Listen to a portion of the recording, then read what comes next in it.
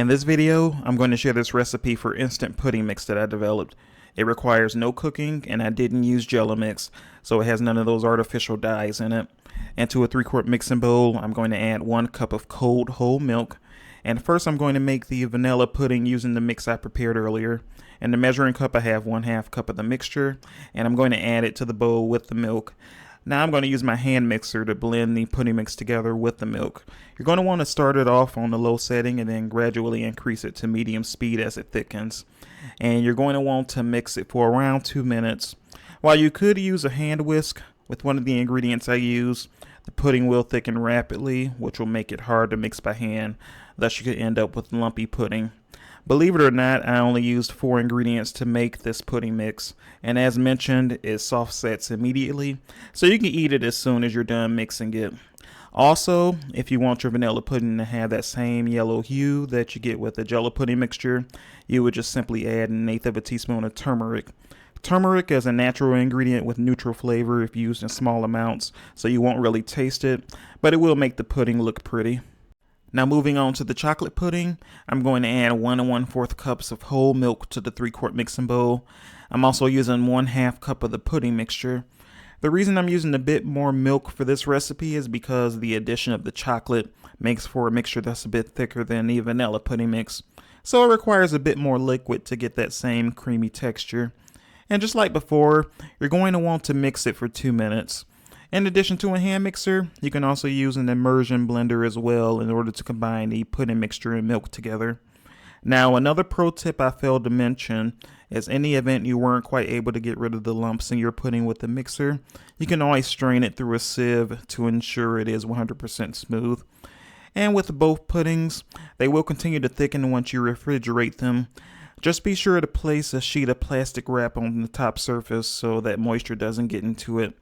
Otherwise, it won't remain stable and it will thin out. And speaking of refrigeration, as long as you keep it covered with the plastic wrap, the pudding, once it's prepared, should be good for at least 3 days. What's also great about this recipe for this pudding mix is that I only used a grand total of 3 ingredients. And I'm going to share those ingredients with you right now. So starting off with a vanilla pudding mixture in a separate 3-quart mixing bowl, I'm going to add 3/4 cups of dry milk. You can find this ingredient in the baking aisle of your local supermarket. Next, you're going to add 1 cup of instant clear gel powder, 1/2 tablespoon of vanilla powder, and finally you're going to add 1 3/4 cups of powdered sugar. The reason you're using powdered sugar is that it dissolves much better and gives the pudding more of an airy texture compared to the sugar crystals and granulated sugar, which gives the pudding more of a gritty texture. And you're just going to whisk the ingredients together until they're well combined, which should take around 30 seconds or so. So now we're going to move on to combining the ingredients for our chocolate pudding mix. So into the same bowl, once it's cleaned out, you're going to add 1 cup of sweet ground chocolate. And next you're going to add 1 cup of dry milk. And after that, you're going to add 1 cup of the instant clear gel powder. And again, you're just going to whisk these ingredients together for another 30 seconds or so until they're well combined. And just to reiterate, I did say sweet ground chocolate. So Ghirardelli makes this product, and the great thing about it is that it's essentially cocoa powder that already contains all the other ingredients you'd normally add separately, such as vanilla flavor, salt, and most importantly, sugar. So in a way, you're killing multiple birds with one stone by using this ingredient. You can find the sweet ground chocolate, instant clear gel, and vanilla powder at locally owned specialty grocery stores, and you can also order them on Amazon. And then once you finish making the pudding mixes, you can transfer them to an airtight container to ensure moisture doesn't get trapped inside of them.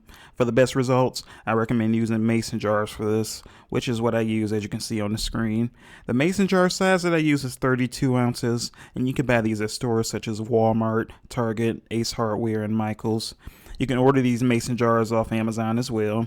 In terms of storage, this is a shelf-stable recipe, so the mixes will be good for up to 12 months as long as you keep them at room temperature. You should be able to get 4 servings out of the chocolate pudding mix and 6 servings out of the vanilla pudding mix. And this is perfect for those who are into homesteading or emergency preparation. You can also double or triple the recipe for this as well if you have a large family. And that's all there is to it. If you enjoyed this video and would like to see more of these recipes, please like, share, and subscribe.